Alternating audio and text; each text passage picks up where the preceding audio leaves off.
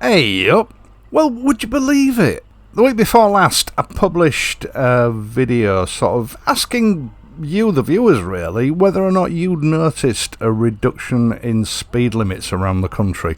Because I had, but I wasn't sure just how widespread it is. Now, for the most part, everybody in the UK reported that they'd seen the same sort of changes on the roads near them. 40 mile per hour zones reduced to 30 mile per hour zones, 50 zones reduced to 40 zones, 60 zones reduced to 50 zones, and I have to admit, since I published that video, another road has recently been altered near to where I live. It used to be a 60 limit, now it's 50. But it's not just the UK. I got comments from people basically all over the world that had noticed a similar phenomenon taking place. Speed limits gradually being reduced for no apparent reason. Then, quite literally, the Tuesday after I'd published that video, the devolved Welsh Government announced a blanket 20 mile an hour limit to be imposed on all roads in cities, towns and villages across the country, with some English county councils already indicating that they're set to do the same thing. This is where it all starts, but unfortunately it goes a lot further than that, so please bear with me till the end of the video. Now, I want to make it clear from the start, I don't oppose speed limits, as long as they're imposed sensibly and for the right reasons. Now, along with these changes is going to be, again, a blanket lowering of other speed limits across the country. And then on top of that, they're planning to add tolls for using the roads and a strategic rollout of congestion charges. Not emissions charges, congestion charges. So all these changes are going to affect electric vehicles, not just the internal combustion engine. And let's be very clear here, both the Welsh Government and the Department for Climate Change, yes, that's a thing, have made it very clear that this is a, quote, stick and carrot approach to get motorists off the road and encourage them to walk, cycle or use public transport.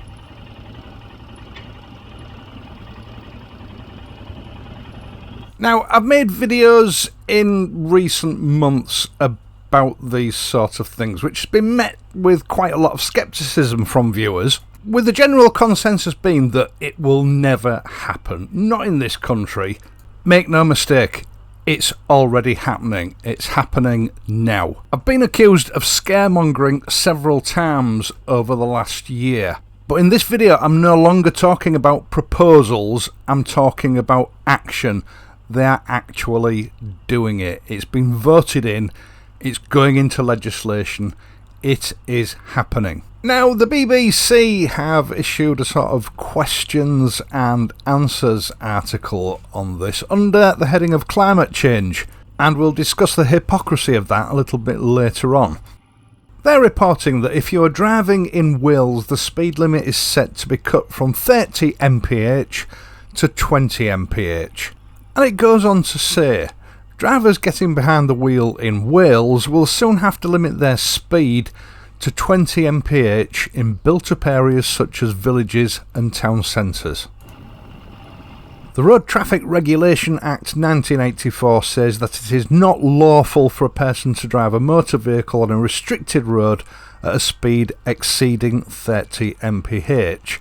That will now be amended to 20 mph. Now, on top of this, the Welsh Government has stated their intention to continue dropping other speed limits on the roads across the country, but that's nothing new. We know that's happening all over the UK and Europe and other countries as well. But let's just have a look at the reasons that they're giving for this, and this is from the Welsh Government website itself. They've provided some bullet points, the first one being to reduce road collisions. Well, actually, UK roads are among the best and the safest roads in the world. The statistics have sort of plateaued over the last 5 to 10 years, but during the last 60 years they've plummeted to an all-time low. And that's through advances in vehicle safety and speed cameras. So, if the government statistics are to be believed, we're actually doing better than just about every other country in the world. Is there really any need to take it any further? But as you move down those bullet points, it becomes a little bit clearer what they're up to.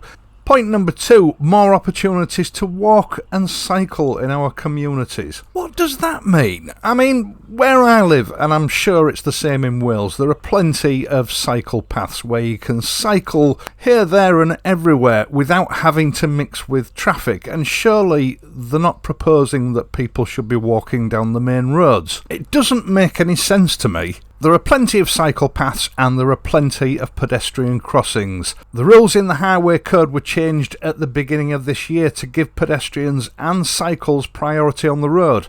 And although I have witnessed exceptions, by and large, motorists are adhering to this. So cyclists and pedestrians really have never had it so good.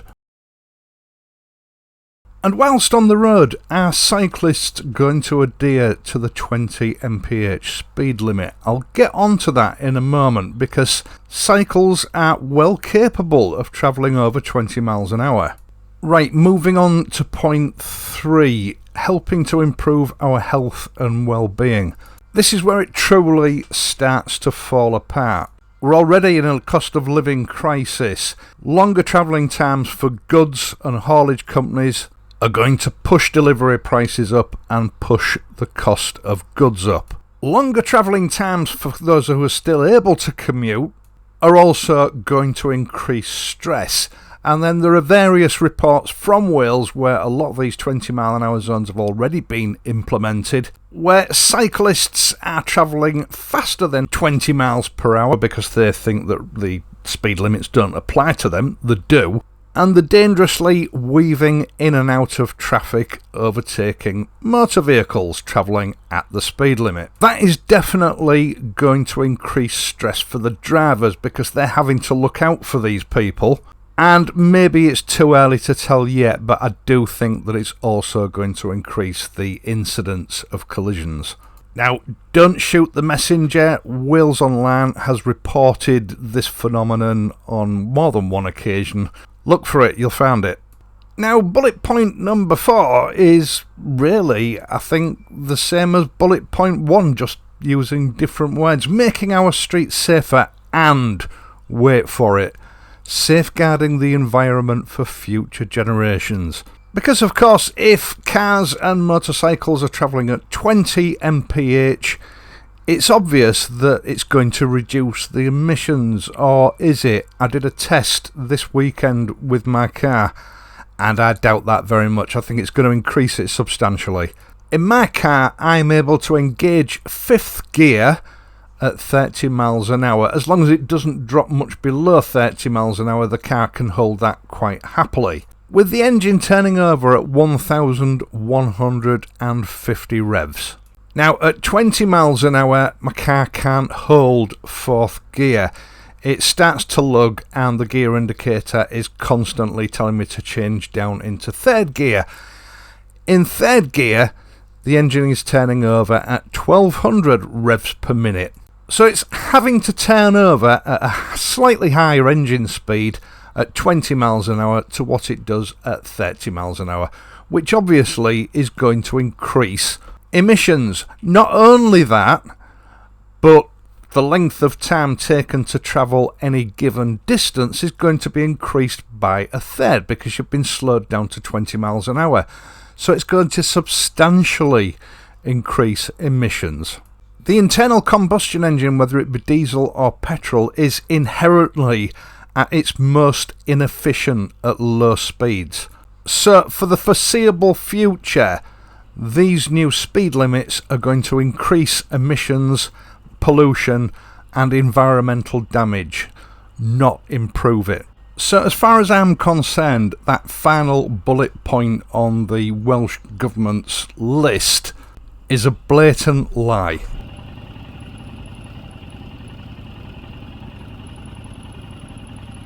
It seems clear to me that this whole agenda is designed to make motoring as expensive and inconvenient as possible, whilst at the same time pushing up the already extortionate cost of living in this country by slowing down industry and services while pushing up the amount of time it takes them to deliver those goods and services, at the same time using more fuel and costing more money. It's not about public safety, and it's not about well-being and the environment. It's a stick that they are using to beat motorists off the road to use alternative forms of transport. And I can qualify that. Again, last week, Wales Online reported that local road charges, which could include tolls and congestion charges, are included in the Welsh Government's strategy for transport in Wales.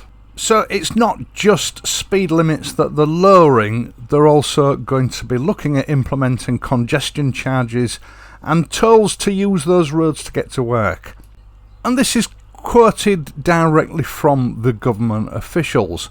Officials think road charges could fund improvements in public transport and reduce the number of vehicles on the road. So they're going to get motorists to pay for the rollout and improvement of increased public transport services to hasten the demise of personal motorised transport. Now, it would appear that the Ministry for Climate Change is now running the Department for Transport. Introducing this plan, Lee Waters, Deputy Minister for Climate Change, has said, "Transport is the laggard on the path to healing our damaged climate." And this is where I think it starts to get really sinister. He went on to say, reducing emissions from transport requires fundamental change that reaches deep into society and the lives of individuals. Our approach is threefold: reducing the need to travel in the first place by bringing jobs, shops, services and facilities close to where people live, making the sustainable transport modes of walking, cycling and public transport a natural, attractive choice, and encouraging everyone to make those sustainable transport choices. Right, where do I start with this one? The scale of this is enormous. Our society over the decades has spread out across the country because travel was easy and it was affordable. To that end, our whole structure of retail and services have moved away from our communities. We don't live in factory towns anymore where our employment is on our doorstep. We have to travel. Just off the top of my head, the town that I live in, job opportunities, there are probably one job for every 500 residents. How is that going to work? How are you going to bring jobs to where people live? You can't do that. It's simply not possible, and even for those that can find employment in a small-scale local community, the wage prospects will be abysmal. You cannot force manufacture and commerce to move into small, isolated locations so that people can have jobs. That is never going to happen. In fact, it's probably the most absurd thing I've ever heard. These climate zealots do not live in the real world. This is going to collapse the Welsh economy. Every industry in Wales, from tourism to commerce to manufacture, is going to collapse. The only way that you can make this work is for people to move from the current homes to a location that is within walking or cycling distance of their place of work, which in my book is an unnecessary forced migration. This is an anti-human ideology which is taking control of where people are able to live. It's taking away choice and freedom. I can't see any carrots in what is being proposed here. All I see is sticks. People are being beaten into submission by inconvenience and delays. beaten into submission by charges to use the roads. And if that doesn't work, the prospect of being beaten into submission by congestion charges when they reach the place of work. Now, there's no point if you live in England or Scotland thinking, phew, I'm glad I don't live in Wales, this won't affect me. English councils have already expressed that they're going to follow this model, and I'm sure Scottish councils will do the same. Cambridge is already preparing to follow this model, and others will follow them. Please remember, this is not just something that is being aimed at internal combustion engine vehicles. This is aimed at all vehicles, including electric vehicles. No one is going to escape from this. It seems to me that this is a sort of a climate change communism. It's happening for our own good, for the good of the planet. We're saving the planet at the expense of humanity. It's going to decimate rural communities. It's going to make everyone poorer. It's going to raise the cost of living and lower the standard of living. It's going to force people to live where they don't want to live. And more importantly, it's going to keep them there because they won't have the means to travel anywhere else, not even for pleasure. About 2 years ago, at the beginning of the pandemic, I heard for the first time the expression "the Great Reset," mainly in comments on videos that I'd made. I didn't really know what it was, and when I found out what it was, I thought it was just some silly conspiracy theory. But looking at the proposed legislations and the actual legislations that have been pressed into place over the last 2.5 years, it seems very clear to me that that is actually what is happening. Average working people have been sleepwalking from one catastrophe to another, avoiding the consequences, if you like, of the fear that's been projected on us. And I think it's time to wake up now. It's time to write to your MP, whoever he or she is, and let them know your reasons for being unhappy with the way the UK is devolving.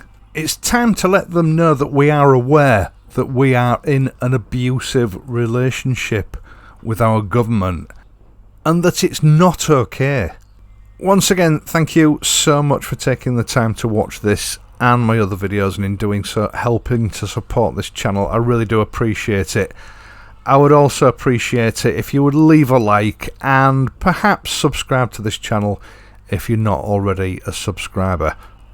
I will of course be back next week, so until then, please ride safely and I'll see you soon.